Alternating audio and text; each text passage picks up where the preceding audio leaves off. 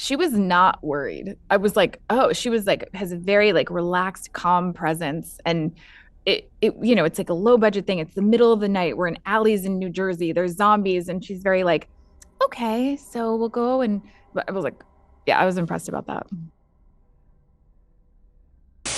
So I asked the whole cast this, and I got a variety of answers, but everyone has a favorite of your dad's zombie movies, and so I was curious, which is your favorite? Oh man, Dawn of the Dead. I'm going Dawn.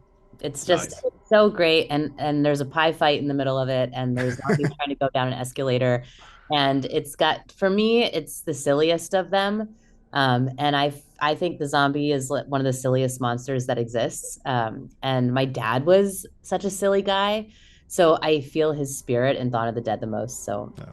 I think it's Dawn. Well, and you spent time on his sets growing up, so what would you say was the biggest lesson that you carried over into your own filmmaking? Oh, cool.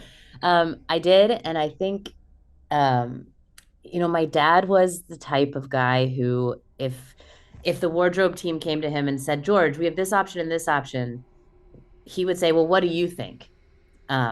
He was not afraid to use the brilliant people around him and to collaborate with them and to ask what they thought and ask for their feedback. And let the people do what they're good at doing. He was a collaborator through and through, and he was a nice guy. He said thank you. He said please. He smiled. He kept it fun, and so I think I saw him do that, and that registered to me like, okay, you got to treat people with respect. You got to say please and thank you, and you got to be grateful and collaborative. Yeah. Well, I love the Tom Savini cameo in this. How nice was it for you to get him to play the mayor of New York? Oh my God, I was so psyched when he said yes. I was so, it was a busy time for him, and it was like down, we were trying to make it work, and when ultimately he was like, I'm going to do this for you. I'm so thrilled. It's him. He's perfect. He's hilarious. We recorded it on Zoom. It actually is. We put a fake background in there, which I love. I love that he's like rolling into the office chair over the fake background, and it feels so right. It just feels like the perfect cameo. And I don't know if you Yeah. caught Galen Ross in there too. She's in the hospital at the beginning. Oh, I She's didn't the even realize. Yeah, she's the doctor who nearly bumps into Sam at the hospital. That's amazing. Well, Savini actually name drops your father's movies. So, was there any conversation about potentially trying to make it canon with those films, or was this always the route you wanted to take? Well, I knew that I wanted to continue the universe in that it's his monster, it's his rules. We added one little rule, which is the zombies are still picking up their devices, but I feel very strongly that my dad would have approved of this little add-on here. Uh, Uh, but I wanted to start the zombie apocalypse from the onset because just I think it's delicious to go from a world that's normal to a world that's no longer normal. I wanted to see the onset, and it felt like we're putting fresh eyes on the genre or on the Romero universe. So like, why not start from the beginning in that way? But I do feel like spiritually it is linked. It is another of the Dead Romero film. uh, It's just a Tina Romero film, not a George Romero film. When this was your directorial debut, and I was extremely impressed with how natural the dialogue was presented and how much you were able to build up your entire ensemble. So, and because both of those things are extremely tough in independent film, what do you think the key to that was? This is where I have to call out my co-writer Erin Judge. She is a genius. She's a stand-up comedian. She and I worked for 8 years on this script, and I think we whittled it down. It used to be huge. It used to be like double the length. There were 4 different parties on a Saturday night, but all the characters we've been sitting with for years and years and years. And so I think when you're like whittling away and getting down to the core, on the page, we got to a place where like we know what we need from these characters to tell their story most efficiently. And then when you put these characters to life with such incredible people like Katy O'Brian, Jaquel Spivey, Dominique Jackson, like the cast is unreal, and they were so good, and they really brought to life these characters in a way that we couldn't have even imagined. So I think there's something to the authentic queer casting, um, that allowed them to breathe and play and be in their own skin in such a way that, like, because nobody was tasked with being the one token queer on set. Nobody had to like represent all gays. Every We have such a spectrum here that it allowed for like the freedom of experimentation and play and like finding the balance between improv and nailing their lines. Yeah. And so I think that it's, this cast is just a dream cast and they did such a good job. Well, and due to your father, zombie films are really associated with social commentary, and this featuring drag queens and queer people couldn't be more relevant to modern day. So, what was the main message that you wanted to get across to viewers? We're here and we will fight like hell to stay here. There's no denying our existence. And it also, we need each other to survive.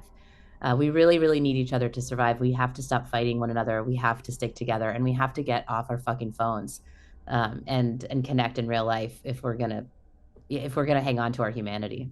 Yeah.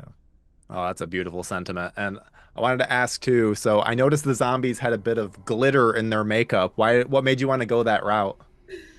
You know what, Tyler? I frankly am just a little bit bored of hyper realistic zombies and their rotting flesh and their flannels and their jeans. If I was gonna do this in the queer world, I needed to make them fabulous. And Christina Grant, our head of makeup, understood the assignment right away. And she was like, "Do you like this glitter or that glitter?" And we wanted to call back to Dawn of the Dead, where the zombies are just green, and then we added a little bit of shimmer on top of that green. And I'm so happy with how the zombies turned out. We also have this story takes place in Bushwick on a Saturday night. People are going to be in their going out looks. Like they're not going to be wearing boring zombie clothes. They're going to be in fabulous Bushwick Saturday night attire. And so, my dad, going back to Dawn of the Dead, there's actually a lot of personality in those zombies. We have the nurse, we have the Hare Krishna, like, we have these fun little pops of zombie personality. And so we wanted to bring that out too in the way that the zombies are dressed and just like up the amount of shimmer a little bit. Well, that's all the time I have with you. Thank you so much. This has been so great. You have a great rest of your day, Tina. Thank you, Tyler. Thank you. Thanks. First off, I've essentially had a little Riki Lindhome week because I had Queens of the Dead and then I watched the new Hand That Rocks the Cradle. So I was You did? Oh my gosh, I'm yeah. seeing it tonight. How is Oh, it? it's very, very good. Very Oh my gosh, good. I'm in that for like 4 seconds, but it was so Yeah, fun you to be part well, of. I Yeah. had no idea you were in it, so I was like, oh, this is exciting. I had no Yeah. idea. So with Queens of the Dead, so Tina's dad, George Romero, is obviously a legend in the zombie genre. So whether it was growing up with it or just research for your roles on Queens of the Dead, did either of you have a favorite of George's zombie films? I've seen Night of the Living Dead, but a long time ago. I didn't do any zombie preparation for this Yeah, as far as like watching zombie movies. I didn't do that. I should have yeah. probably, but did you? No, I feel like I've watched them all, but yeah, it's been a minute. I rewatched Night of the Living Dead. And it's funny because like watching it 20 something years ago plus, which I know it's even older than that. And rewatching it now, I was like, it's actually even kind of difficult to distinguish who the zombies are and who they aren't. And I think they had like a little bit of makeup and their clothes were like a little kind of tattered, but No. um, it is kind of like interesting because I do feel like that would actually be the scariest Yeah. thing is not being a hundy. Killing the wrong person. Yeah. Yeah, yeah. One, you don't get to spend much time together in the film, but you are a couple in it. So did you two get to work out any of your relationship background together to make your eventual reunion hit a bit more? No, we No. had our like reunion on the like, minutes after we met. So it was like, it was just like, hi. Okay. So we just kind of had to do that mentally on our own. And then it worked out. Yeah, I think there's enough on the page, and then we both have significant others, so we just pretend that it's them. Like Hmm. Yeah. Well, and Ricky, did you feel a little left out since you didn't get to join all the fun neon filming of the nightclub set? Yes, thank you. I did. I was like, when I saw the movie, I was like, this looks so fun. Yeah, I had fun, but it was more like serious fun. It was hospitals, cars, alleyways. I did miss out on all the fun club stuff. I was bummed. Yeah. When Katie, despite this being an ensemble, you really are the anchor of the story and kind of guide the audience along. So, what was your approach to playing the more straight-laced character when everyone else gets to be turned up to 11? I mean, I think that's kind of just what it felt like. In general, I think I'm the only one without like musical theater experience maybe there. I played in the pit orchestra, back in my day, but like What did you play? percussion. Nice. But yeah, it just felt like that's exactly where I should be in this particular setting with this particular group for sure. And honestly, like in my own friend group, I'm kind of that way too. I'm a little bit lame, I think, and like I'm always very much like let everyone clown, like down to clown, whatever. But like I'm just gonna be the one sitting in the corner with like my diet soda, sipping, just my level is here. It is kind of relaxing being around big personalities because you don't necessarily Yeah. have to contribute. You Yes. can, you're welcome to, but it's nice to like be entertained. That's why I Yeah. like being around musical theater people and comedians for that reason. Yeah. No, So you're you can just yes, kind of sit spot back on. and let it wash over you. Spot Yeah. on. You don't have to do anything. When with Tina's father being who he is, there's a lot of eyes on this project, despite it being her film debut. So I'm curious, like, what impressed you both about her as a director? I I, think how calm she was. She was not worried. I was like, oh, she was like has a very like relaxed, calm presence. And it's like a low budget thing. It's the middle of the night. We're in alleys in New Jersey. There's zombies, and she's very like, okay, so we'll go. And but I was like, yeah, I was impressed about that. yeah, I think it also like being able to deal with actors and so many personalities and ensemble, it can get pretty carried away, but she had a very like tight schedule that she had to adhere to and was able to do that without yelling, without, it was just like, it also helps that everyone's a professional, but it just seems, yeah, like she just seemed effortless. And I love also that this is, yeah, her premiere feature and her voice is very clear right away. And I know that music is a big thing, a big part of who she is. And I know that dance is a big part of who she is. And she was able to like express herself through this film really early on, which is impressive. Mhm. Well, that's all the time that I have with you both. Thank you so much for talking with me today. This has been great. You have a great rest of your day. Thanks, you Thank too. Nice to you. meet you. Well, and I gotta know, did either of you have any experience with George Romero's zombie franchise before joining Queens of the Dead? Like experience with. Just watching Oh the yeah, films. Yeah. Yeah, sorry, that's what I I've meant. Yeah. watched them. I've watched. Yeah, I think I've seen, pretty much all of them. There's quite a few. Yeah. But yeah, I think I've seen. I mean, I've seen Night of the Living Dead multiple times. That's the classic. Yeah. Zombies are so slow, and that's the Yeah. most scary. Um, but yeah, I've seen them all. I've had a lot of experience with the genre as well too. But yeah, love it. Yeah. Yeah, I hadn't seen them. I watched them for the first time before. I watched a Oh, lot of his movies. I really loved Martin. That was my favorite. Mhm. Yeah. The vampire boy. Yeah, I like Sorry. Martin as well. And I'm because I'm gonna ask everyone this. Do you have a favorite of the like of the Dead franchise other than Queens? Queens is too easy of an answer. Well, I like the 28 days. Like to me, that's Oh, like it's all kind of tied up with like animal liberation from the 90s. Like it was kind of the zombies were super fast. That was like the other thing that they changed. They were step printing the film, so you would skip frames, and the zombies would be like right, So that was so alarming when that came out. So I think that I also love all the sort of Shaun of the Dead kind of like horror comedy, yeah. that kind of British stuff. But yeah, like I think those are my favorite, sort of the British ones. Maybe because Britain is an island, so there is a real paranoia about something like that happening, because nobody can get off the island. Jack, what about you? Shaun of the Dead. That was Yeah. that was like my one reference point for zombies growing up. Yeah, you've got right on you. Huge, huge. Yeah.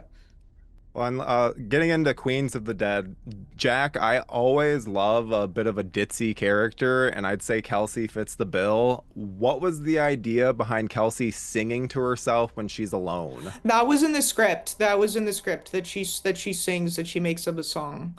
to herself, and I was really excited for that.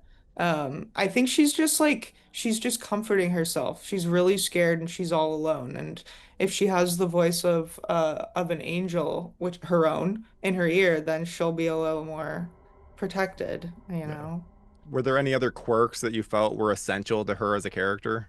I mean, I really found a lot of it while doing it, but I think like I wanted her to be blonde for sure. They hooked me up with a really gorgeous wig, and I wanted her to have huge boobs as big as possible on me. And yeah, those were her physical quirks. Then the other stuff just sort of came from just interacting with everyone else. I think she kind of got like buried sometimes. She was like couldn't really keep up with everything, you know? Because everyone was so loud. Well, and Margaret, your entrance on the scooter is so great. Did you and Tina discuss the reasoning behind that choice? No, I had just learned how to like. I was so scared to be on it. I'd never ridden one before, and I'd done a movie right before this where I had to ride a Segway, and I fell on my head. Oh no. And so this was like the weird couple of months where I had to ride things in movies, which is like not good. And I am really not a physically active person, so it was really scary. And it was about making it look convincing. So I'm glad it looked okay. I was really scared to ride it. My arms were like shaking on it, and it was very dark and trying to come through with like the fake smoke and stuff. It was Yeah. really scary, but I'm glad it looked okay. Well, and I love the reveal that like Kelsey and Pops are together, and I know every actor has a different process, but did you two discuss some of like their background, like how they met? Don't think we I did. don't think we did. I think we might have like a little, honestly, no. I think we just vibed and said like Yeah. they're engaged. Yeah, Yeah. so Yeah. we imagine that they've been together for 3 months. It seemed like one of those Three to like super six. fast like U-Haul kind of Totally. like relationships and Yeah. with them Yeah. moved in right away, but also there's a lot of like sexual like attraction there, and it was very to me very classic butch from 1950s kind of relationship, which I love. I think is really beautiful. I think it's missing. We don't really have those Mhm. anymore. I don't know why, but it's a really beautiful combination. Yeah. One with Tina's father being who he is, there's a lot of eyes on her, despite this being her film, like feature film debut. So I have to know what impressed you both about her as a director. I was just impressed by how calm she was. Like she was so calm. It always felt like she had just like walked onto set and was like down to like tell you a little joke. I would forget that she was running the whole show because she just did it with such grace. Like I think she enjoys it so much and she grew up on set with her dad. So she just like she's such a natural director. Yeah, she had a natural affinity for it. You could tell. And these are like not easy scenes to film because there's like 12 people in a shot. Yeah. There's stunts, there's practical effects that you need to have a protocol. We had animals. I'm like working with rats and like you know, trying to do all of that at the same time, and managing a very pretty low budget film. It's like quite a big deal. And she really did it all with such grace, and you could tell that she had grown up on set. You could tell that she had grown up in this environment where they were all like, moving against the clock, trying to get it all done. And so, yeah, she had a lot of grace under that pressure. Yeah, yeah, I think it definitely comes across because how she handles the whole entire ensemble and introducing everyone is very impressive. I was quite shocked that it was her like debut, but Yeah. that's all the time I have with you guys. Thank you so much for talking with me. This has been great. You have a great rest of your day. Let's get into it. So Tina's dad, George Romero, is obviously a legend in the zombie genre. So whether it was growing up with it or just research for your roles on Queens of the Dead, did either of you have a favorite of George's zombie films? Uh, I yes. What's yours? Mine is Day of the Dead. Nice, great choice. Mine's Yeah. Creepshow. Oh, Nice. period. That's awesome. Well, Nina, how much say did you have on your look and wardrobe in the film? Let's say we worked really hand in hand with David Tabbert, who was our costume designer, who really brought a lot of influence to the film from all of his research with his mood boards and with his kind of look boards. And so it allowed me, and I think pretty much everyone else had a lot of like, it really was reflective of not only our kind of our real life personas, like, and how we engage in the wild in the world, and also our characters that we were building and creating for the film. Was there any issue with something that you wanted being reserved for a different character? No, because no, none of it probably would have fit me. Oh yeah, like Tomas, can I use that as a headband? Tomas, what about you? How much say did you have in your look and wardrobe? Quite a bit. Yeah, quite a bit. I've worked with a costume designer previously on a different film, Fire Island. David Tabbert is actually one of the reasons why I booked this film, because they recommended Tina about me. And so Tabby and I kind of have a really nice working relationship in which he allows me to bring a lot of myself into the wardrobe that I'm going to be using. So yeah, and I actually got to take home a few pieces as well, which I really. Oh, nice. Well, and the characters themselves seem very tailored towards you both. So, was there any audition process, or was it just offers?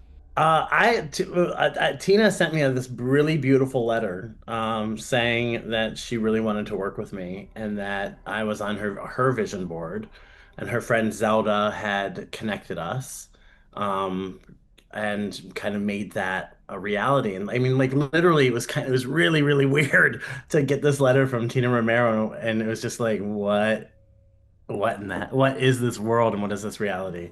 So that's kind of how it happened for me. Nice. An offer Tomas. only queen.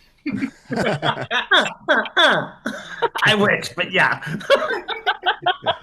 That's awesome. I had to audition. Which is okay because I ate Yeah. the shade, that's why I booked it. But yeah, David Tabbert told Tina about me and also then reached out to me and was like, "Hey, I'm working on this film. I think you'd be really great for it." And I was like, "Okay, let me see. Let me like send me the script." Because I wanted to know what was the tea. And then I was reading the script and I was like, okay, yeah, this role would be really great for me. And so then I ended up taping. And then, yeah, I booked it. And then I had a meeting with Tina and our energies just really meshed well. So I thought, this would be worthwhile for me. Yeah. And I think I was right. Well, and this was quite a large ensemble. So, Tomas, what do you think was the key to making the most of your screen time to be able to like stand out and be memorable? I think the key to doing that is not thinking about it, because I think when you think of like whenever I'm thinking about like, oh, I have to sound a certain way or I have to like make a sound bite, then that's when it takes me out of the authentic moment. So I think the key to doing that is actually not thinking about doing that, because I think that's not really the point, if that makes any sense. Yeah. Well, Nina, what about you? No, I absolutely agree with that. I think like you just have to be in the moment. You got to be in the mood. You've got to be like right in the scene. Because if you're in your head thinking about what am I going to do? What am I going to say? How am I going to get on camera? How are they going to see me on screen? You're missing something that you could have responded to organically and ad-libbed and continued the scene on, right? I mean, especially with this shoot and this movie, Tina really let the scenes breathe and let them live, and we were all continuing the scene until we heard cut. There was no one really seemed to drop out, so you had to really just be on your toes and pay attention because, like you said, this was an ensemble of really incredible people. You've got Margaret Cho and Shan Jackson and Katy O'Brian and Jaquel and Dominique and there was and Quincy. Like there was just no moment if you just had to be on your toes just to volley with everybody. And if you're in your head, you're like, oh, what am I gonna say? Oh, the moment's already gone. And Yeah. it passed in because it was moving that quick. Yeah. Well, and Nina, you're a central part of one of the most emotional scenes in the movie. So, since the movie mostly goes for laughs, did you feel any added pressure to really make that moment hit? Yes, because I mean when I read the script, it was like whoa whoa whoa oh this is this kind of this like end of Act Two moment, and it's like what in the hell? It's me, and my character was so crazy and big and just larger than life and just and I felt the pressure of wanting to bring some heart to it. And Tina kept saying, there's so much, represent so much of this heart. And and I kept thinking, well, no pressure, Tina, no pressure, you know? And I felt a lot of pressure. But again, I don't want to speak for Tomas, but I think Tomas would agree with me that Tina Romero was a fearless leader who really allowed us the opportunity to explore and really guided us without ever trying to say that, without ever telling us. Like, she let us figure it out on our own, and she was just the best kind of director. So I think that's helped a lot for me. Also, not to mention, Miss Nina West does her own stunts. Oh, nice. Oh, Tyler, you don't even know, Tyler. But I mean, no spoilers, but that was me. Okay, I'm the Tom Cruise of this film. Yeah, period. How big of a fall was it? Tomas, how big of a fall was it? That elevator went probably 11 feet up. And I've never, listen, Tyler, I've never done that before. So it's not like I'm a diver, and I'm not like an Olympic diver. Well, it worked. It definitely worked in the movie. I guess my final question is, were either of you disappointed to not get to go through the zombie makeup process? You're giving all the spoilers. Yes, I was. I wanted to be. I think, yeah, I wanted to be. I wanted to be as well, but something tells me that I might get a chance. I have a feeling. Yeah.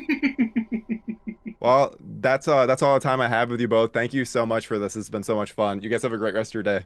Thanks, Tyler. Thank you for clicking on our video, everybody. If you like what you saw here, please make sure you like the video and subscribe and share with your friends who like this sort of content. JoBlo was created by movie fans for movie fans, and we appreciate your support.